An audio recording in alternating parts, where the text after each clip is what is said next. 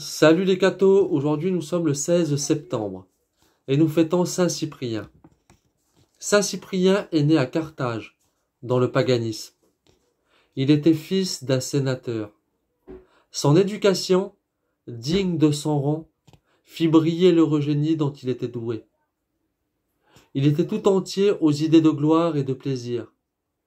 Quand un prêtre chrétien, homme de haute distinction, nommé Cécilius, rechercha sa compagnie, dans le but d'attacher à la foi chrétienne un jeune homme de si grand mérite.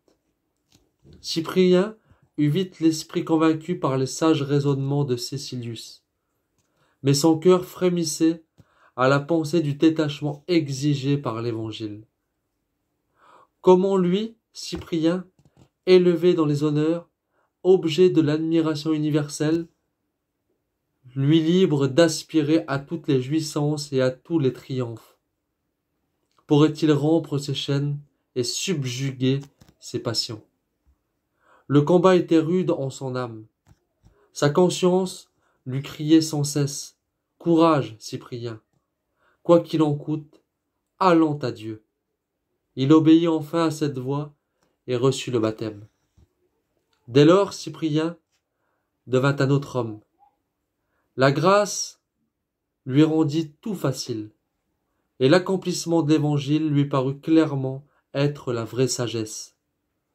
Il vendit ses vastes et belles propriétés et en donna le prix aux pauvres. Son mérite l'éleva en peu de temps au sacerdoce et à l'épiscopat.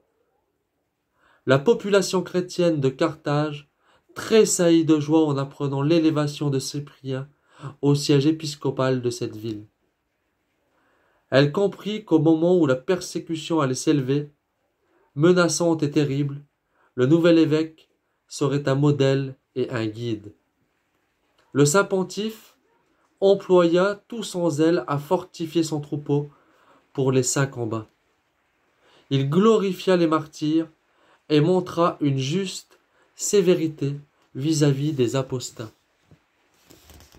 Les païens, voyant de quelle importance serait pour eux la prise de celui qui était l'âme de la résistance chrétienne, recherchèrent le pasteur pour désorganiser plus facilement le troupeau. Mais Cyprien, voyant combien sa vie était utile aux âmes confiées à ses soins, trouva une retraite sûre, d'où il remplit admirablement son devoir apostolique par ses lettres, ses exhortations, l'administration des sacrements. Enfin, après plusieurs années, il eut révélation de son prochain martyr et s'y prépara par un redoublement de zèle et de charité. Cyprien fut condamné à avoir la tête tranchée. « Je vous rends grâce, Seigneur, s'écria-t-il. » Comme le bourreau tremblait, le martyr l'encouragea avec bonté et lui fit remettre 25 pièces d'or. Puis, il se banda lui-même les yeux et présenta sa tête, qui roula bientôt sur le sol baigné de sang. Ces écrits, l'égalant au père et au docteur de l'Église. Que Dieu vous bénisse, et à plus les cathos!